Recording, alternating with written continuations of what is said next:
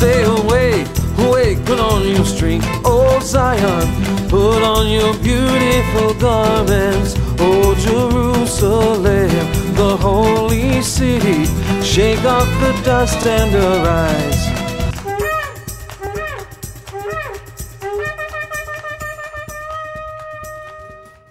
So Alexandria, Egypt becomes a center for Judaism, but it's a Greekized form of Judaism, a Hellenistic form of Judaism.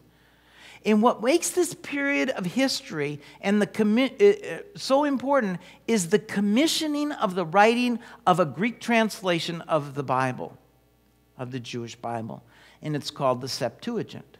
It's called the Septuagint because by tradition, it's attributed to being done by 70 elders, sept meaning seven.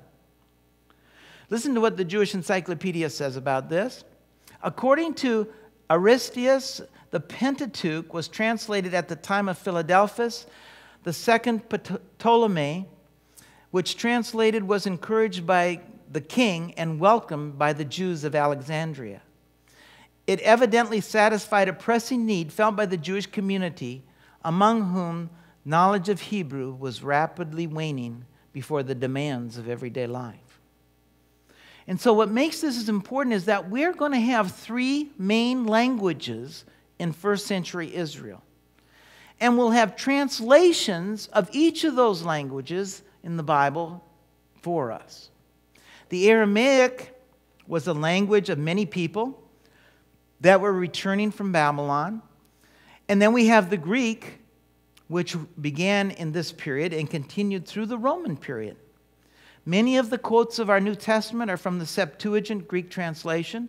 Many of the passages of the Bible in Daniel and Nehemiah are written in Aramaic, as well as numerous translations which are called the Targums, the Targumim.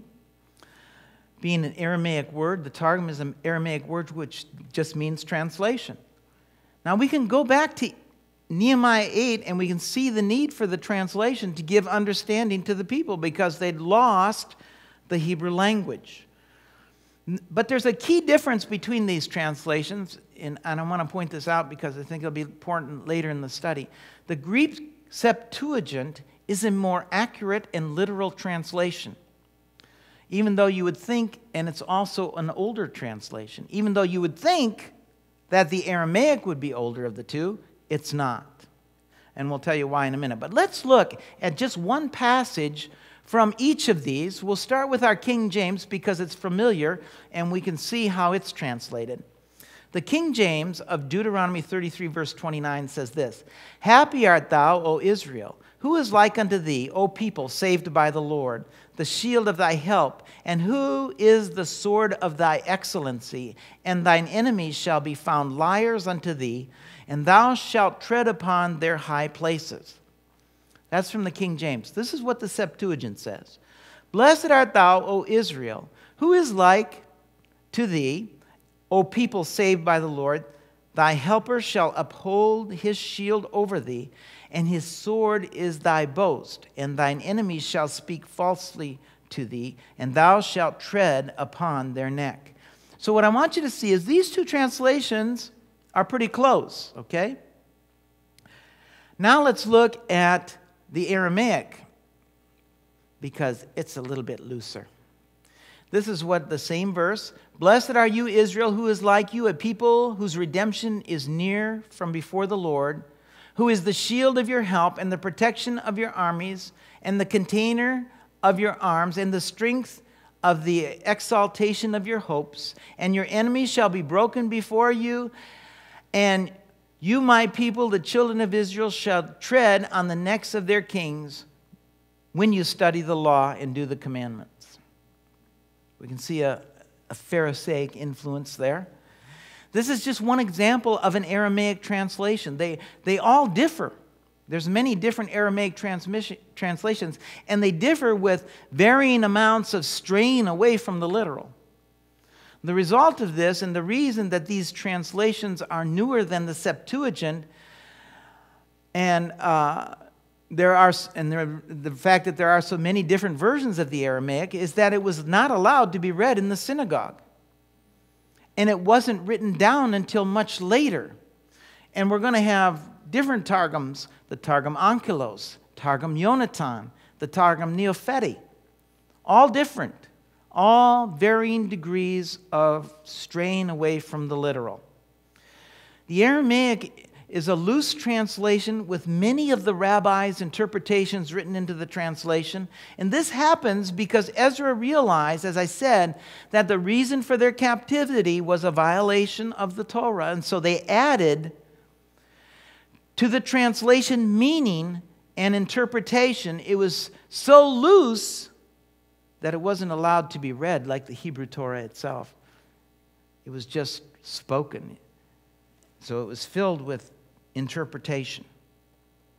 And that's helpful for us as we look back to the first century trying to understand, because we see what the people thought. We can see it right in the text once we understand. So here's what we have by the time of Yeshua. We have a nation of Israel that spoke 3 languages. We have the poorer people of the Galilee speaking Aramaic. We have the more affluent Greek spoken in the major cities and that were of Alexander's influence. And then we also have the Hebrew. And we need to understand that much of our messianic writings, which are the Gospels through Revelation, use quotes from the Septuagint. And they also have their root in the Aramaic. The thought that comes from the Aramaic translations is woven into our Gospels. We have many manuscripts of the Messianic writings written in Aramaic. And we also have a Jewish people who will be divided along these lines of language. And we have Jewish people who are divided along the lines of traditions, as well, as we're going to see. Remember that I said the synagogue and the oral law got its start with Ezra, and while they were still in captivity. Well, when the Jewish people return to the land, the vast majority will not return from Babylon. Because by this time, life in Babylon for the Jewish people is good. And we can see the same thing in our country today. Modern Israel has been a sovereign country for over 60 years, and yet the vast majority of the Jewish people who live in the U.S. have not returned, and the reason is simple: life is good. Life is good here. Who wants to return to the pressures of living in the land of Israel? Well, there's nothing new under the sun. In the time of the return of Israel, we'll have most of the Jewish people so comfortable in Babylon that they won't return. We also have a large population in Egypt just as comfortable. Because the Jewish people, when they're dispersed, are very successful. God's blessed them. So they're very comfortable. And what will be important to this study is that we have populations of Jews in Babylon. And we have populations of Jews in Egypt. And the reason that this is important is we're going to have 2 schools of thought emerge on how the Torah is lived out. Remember, we spoke of how the men of the Great Assembly or the Great Synagogue began expounding on the oral law, a system of laws that were designed to keep one from violating God's original instructions. I want to give you a quick example of how this works. First, let's look again at the very first passage of the Mishnah, which is called Pirkei Avot. I want to read it again. Moses received the Torah from God at Mount Sinai and conveyed it to Joshua, Joshua to the elders to the prophets to the men of the great assembly, and they said 3 things: be deliberate in judgment, develop many disciples, make a protective fence around the Torah. What that protective fence around the Torah means is add additional laws which will keep the people from violating God's instruction. In the very first tractate, what the rabbis have done here is laid a foundation for the work that follows. They're saying that this work, the Mishnah, that they're going to, that they've written down, which was once the oral law, was given not just by Ezra and the men of the Great Assembly, but by Moses. And in saying that, they're implying that it is equal weight to the Torah, to the written Torah itself. They're saying that these oral traditions were given to Moses, and they've been preserved first by Joshua, then by the prophets, then finally by the men of the Great Assembly. And so what we're going to find that by the first century, these traditions, these oral laws, these additional instructions had to be obeyed with equal reverence as the written were. Let's look at an example of this in our Gospels. We're going to look at Mark. We just went through Mark, and so we're all fairly familiar with it. Mark 7 and verse 1 says, "And the Pharisees and some of the teachers of the law who had come from Jerusalem gathered around Yeshua and saw that some of the disciples eating food with hands that were unclean, that is, unwashed. And the Pharisees and all the Jews did not eat unless they gave their hands a ceremonial washing, holding to the tradition of the elders. When they came from the marketplace, they did not eat unless they washed. And they observed many other traditions, such as washing cups, pitchers, and kettles. And so the Pharisees and the teachers of the law asked Yeshua, 'Why don't your disciples live according to the tradition of the elders instead of eating their food with unclean hands?' He replied, 'Isaiah was right about when he prophesied about you hypocrites, as it is written, these people honor me with their lips, but their hearts is far from me. They worship me in vain. Their teachings are but rules taught by men. You have let go of the commands and are holding on to the traditions of men.'" You see, this is an example of what I'm talking about. Nowhere in the Torah will you find a law requiring you to ceremonially wash your hands before eating. Understand that this is not a washing for cleanliness. This isn't a washing for removing germs. It's a mere pouring of water over the hands in a ceremonial fashion. And the Pharisees will have a whole series of additions to these purity laws of the Bible, like this one, that keep the people, really what they do is they keep the people from the truths of the Word of God. And that's why Yeshua adds at the end of this, you've let go of the commands of God and you're holding on to mere traditions of men. And we're going to spend one whole lesson looking at Yeshua's problem with the Pharisees next week. These problems are going to continue right as we get into the early believers after Yeshua's ascension, is where we want to go, and that's why we need to understand them. Where these additional purity laws come from is the Torah teaches that anything unclean that comes in contact with something clean renders that clean thing unclean. And that's a true teaching of Torah. God said that. If an unclean animal, you have some unclean meat and it touches some clean meat, it renders the clean meat unclean. That's what God says. If someone who's unclean touches you, it renders you unclean. That's what the Torah teaches. So the reason for this hand washing is the teaching of the rabbis is to cleanse the hands from any uncleanness before touching clean food.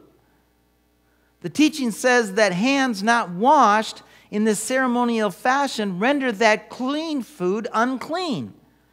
However, that's not what the Torah teaches. The Torah teaches that hands must touch something unclean to render those hands unclean. Hands in and of themselves are not unclean.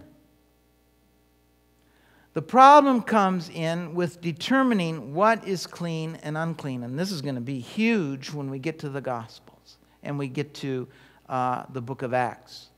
Another example of this is found in Acts. Remember, when a sheet is lowered down from heaven and it has all manner of unclean animals in it, and Peter is told to kill. Kill and eat, Peter, these unclean animals. Peter says, "No, Lord, I've never eaten anything impure or unclean." Well, later in the chapter, we're told the meaning of the vision, and it really has nothing to do with food. Let's read as Peter tells us the meaning of the vision. It says, talking with him, Peter went inside and found a large gathering of people, and he said to them, "You are well aware that it is against our law for a Jew to associate with a Gentile or visit him. But God has shown me that I should not call any man impure or unclean. And so when I was sent for, I came without raising any objection. May I ask why you sent for me?" You see, the vision was to show Peter that he shouldn't call any Gentile unclean, because the Pharisees, in their oral law of the day, forbid a Jew to go into the home of a non-Jew because that home was considered unclean, lest you come in contact with something unclean. Gentiles were considered unclean in Pharisaic law. If you did enter a home, that would render you unclean. So Peter would not be able to go into the home of Cornelius until Cornelius had gone through a complete conversion to Judaism, even though Cornelius, we're told, was a God-fearing man. So the problem is, they were calling Gentiles unclean when in fact they were not considered unclean by God. Which is the same thing Yeshua will address. It's the same thing that Yeshua is addressing with hands above. Because hands in and of themselves are not unclean unless they first touch something unclean. The point being is that both of these instances go back to these purity laws, these clean and unclean laws. And so it was so entrenched in Peter that they must be obeyed, that it took a vision and a voice from heaven to dislodge this from his belief system. That should be a good lesson for us, not to allow bad teaching into our belief systems. People wonder why I say stay away from the internet. Stay away from teachings like Two House, sacred name doctrines, and so forth. Because if you let these erroneous teachings into your belief system, it's eventually going to separate you, at least from this place. So those are examples of the oral law and how it plays out in the life of Yeshua in the early believers. And we're going to look at this, like I said. We're going to spend one lesson on this, because you can't understand the good news going out to the nations in Paul's writings without an understanding of this and these things. Now, as you can imagine, this is bad, but it's actually worse than that, because we're going to have two different versions of the oral law emerge in the first century. It would be bad enough to have one, but we have two emerge. And this will be much the same. They'll be much the same, but they're going to be much different as well. The first school of thought is from Babylon. And we'll see that later represented in the Babylonian Talmud. The second is from Jerusalem in Israel. This school of thought, and we'll see that later represented in the Jerusalem Talmud. They're much different, but then again, they're much the same. And we can also see this in two famous rabbis of the first century. We've all heard of them because they're in our Gospels, Hillel and Shammai. Again, they're much the same, but they're much different as well. Let's give an example of how they were different. And this is from the Talmud. Bet Shammai say, a man should not divorce his wife unless he has found her guilty of unseemly immoral conduct, as it says, because he hath found some unseemly thing in her. Beth Hillel, however, says that he may divorce his wife even if she has merely spoiled his food, since it says, because he has found some unseemly thing in her. And so what we have here is two polarizing schools of thought on divorce. Not all of their decisions will be so polarizing, but many of them will be. So let's look at some religious and political forces of the first century so that we can understand Yeshua's teachings next week. Yeshua's main problem in the first century is going to be with the leaders of the people. And most miss this fact. You know, most miss the fact that Yeshua was loved by the people of Israel. What was not to love? Think about it. What was not to love? He went from town to town teaching, healing the sick, driving out demons, and people went out to see him in throngs. They call him the prophet, like Moses. They think of him as the Messiah, the son of David. But the problem arises because of the leadership of Israel. Okay? The leadership of Israel has a problem because Yeshua's problems are first going to be with the Pharisees because of the things he teaches aren't what they teach. He's going to have a problem with the Sadducees because the people see him as the Messiah. And the priests and the Sadducees were in power. They were empowered by Rome. They had given them their power. And what they were expected to do for receiving this power was keep peace. And messiahs were trouble. They were trouble to the order of things. And we'll look at that in just a minute. But finally, he will have problems with the people because of the Herodians as well. And they, of course, are going to be the supporters of Herod. That's where they get their name, Herod, Herodians.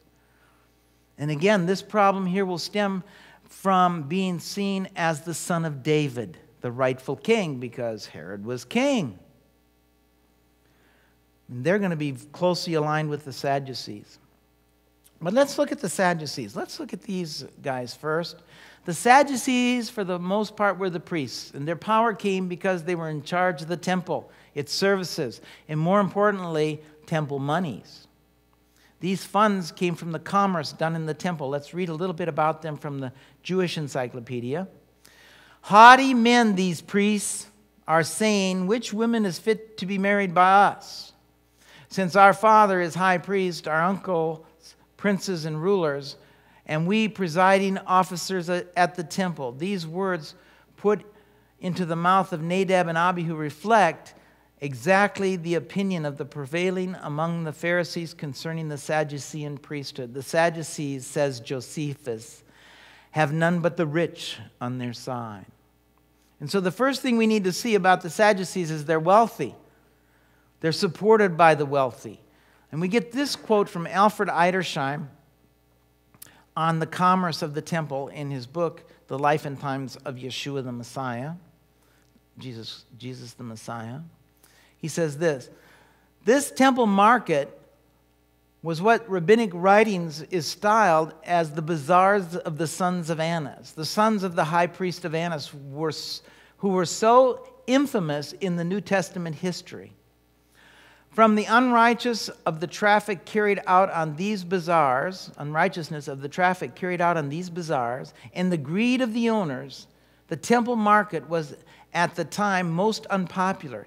This appears not only from the conduct and the words of the patriarch Simeon, grandson of Hillel, and Baba ben Buta, but from the fact that popular indignation 3 years before the destruction of Jerusalem swept away the bazaars of the family of Annas.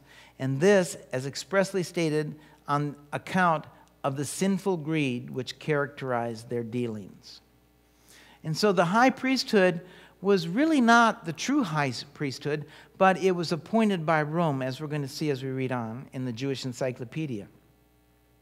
The party name was retained long after the Zadokite high priest had made way for the Hasmonean house, and the very origin of the name had been forgotten, nor is anything definite known about the political and religious views of the Sadducees, except what is recorded by their opponents in the works of Josephus and in Talmudic literature and in New Testament writings. And remember what I said about the victors? History belonged to the victors. And so we don't get much information about the Sadducees because with the destruction of the temple in 70 Common Era, they lose their power base. And the Pharisees' version of history prevails. Let's read on just a little farther. According to Acts 23:8, they denied also the existence of angels and demons. This probably means that they did not believe in the Essene practice of incantation and conjuration in cases of disease, and were therefore not concerned with angelology and demonology derived from Babylonian and Persia. Their views and principles in regard to criminal jurisdiction, they were so rigorous that the day on which their code was abolished by the Pharisaic Sanhedrin under Simeon Bishita's leadership during the reign of Ptolemy Alexandra, was celebrated as a festival. They insisted on the literal execution of the laws of retaliation, eye for eye, tooth for tooth. And so they were in Yeshua's day in charge of the large Sanhedrin located in the temple, and it was the only court in the land that could issue a death sentence, and they were quick to execute. anyone who threatened their position or that of Rome. And anyone seen to be a messianic figure was immediately on their hit list because of the Pharisaic and, more important, the zealots' expectation of Messiah, that he would come, he would defeat Rome, and he would send them packing back to Rome and free Israel and set up a kingdom. So to be seen as a Messiah, a son of David, would immediately bring their attention upon you because you were a threat to Rome and to them. And so the power base for the Sadducees is their wealth and their association with Rome and their duty for Rome to keep the people in line and remove any threats to Rome.